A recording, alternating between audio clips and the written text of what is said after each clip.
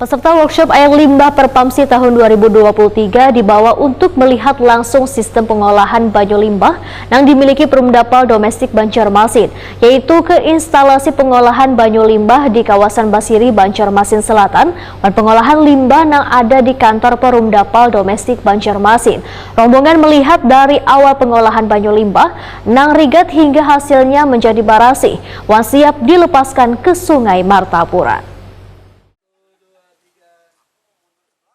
Sistem pengolahan limbah di Banjarmasin menjadi perhatian dari peserta workshop air limbah Perpamsi tahun 2023 yang diselenggarakan Perpamsi Kalimantan Selatan selama 2 hari mulai 21 hingga 22 Agustus 2023 di Hotel Ratan Inn, Jalan Ahmad Yani Pal 5,5 Banjarmasin. Peserta dibawa untuk melihat langsung sistem pengolahan banyu limbah yang dimiliki Perumdapal Domestik Banjarmasin, yaitu ke instalasi pengolahan banyu limbah di kawasan Basiri, Banjarmasin Selatan, wan pengolahan limbah yang ada di kantor Perumdapal Domestik Banjarmasin di Jalan Pasar Pagi, Banjarmasin Tengah, jelang tengah hari Selasa 22 Agustus 2023. Rombongan melihat dari awal pengolahan banyu limbah yang rigat hingga hasilnya menjadi barasi, wan siap dilepaskan ke Sungai Martapura.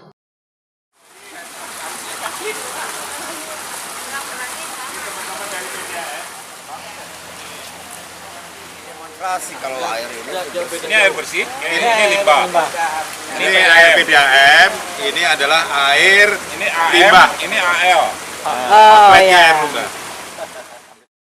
Dewan Pengawas Asosiasi Operator Air Limbah Permukiman Indonesia, Subekti Wahetakoni Prima TV memadahkan, belum sebaratan pemerintah provinsi, kabupaten, wan kota di Indonesia memiliki instalasi baik IPAL maupun IPLT. Atas nama Forkalim, ujar Bekti, menghimbau sebaratan daerah untuk mengolah limbah domestik dengan melakukan investasi perpipaan atau non-perpipaan. Selain itu, Subekti meminta pula pada pemerintah untuk memberikan kesadaran kepada warga begitu pentingnya menjaga lingkungan supaya kada tercemar dengan limbah. Karena bahaya yang ditimbulkan untuk kesehatan sangatlah banyak, salah satunya bisa mengakibatkan stunting atau tumbuh kembang anak menjadi kada sempurna.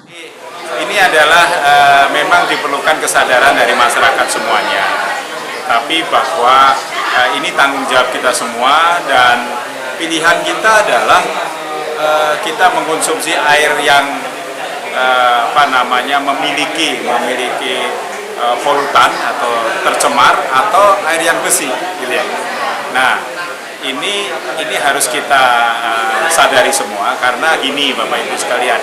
Banyak sekali penyakit-penyakit yang disebabkan dengan air limbah domestik.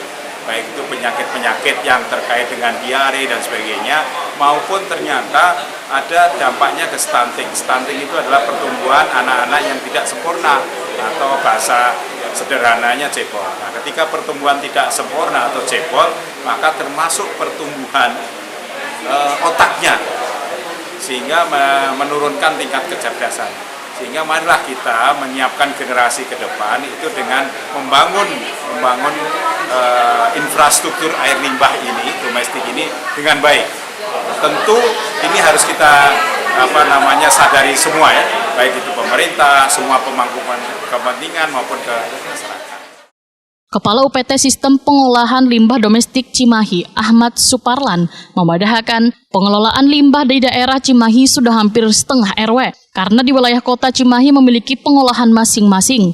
Tetapi Cimahi masih belum memiliki pengolahan terpusat yang kaya di Banjarmasin, karena banyak limbah yang dihasilkan berasal dari industri, terutama tekstil.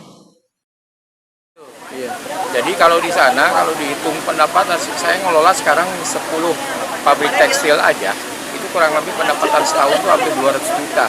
Dari 10 aja, kami punya 400. Nah, kebayang itunya. Jadi kalau Cimahi itu warganya sekitar 600 ribu. Kalau siang itu bisa 1,5 juta sampai 2 juta orang. Kebayang kalau mereka membuang limbah domestik. Iya. Jadi harus dikelola biar tidak kemana-mana.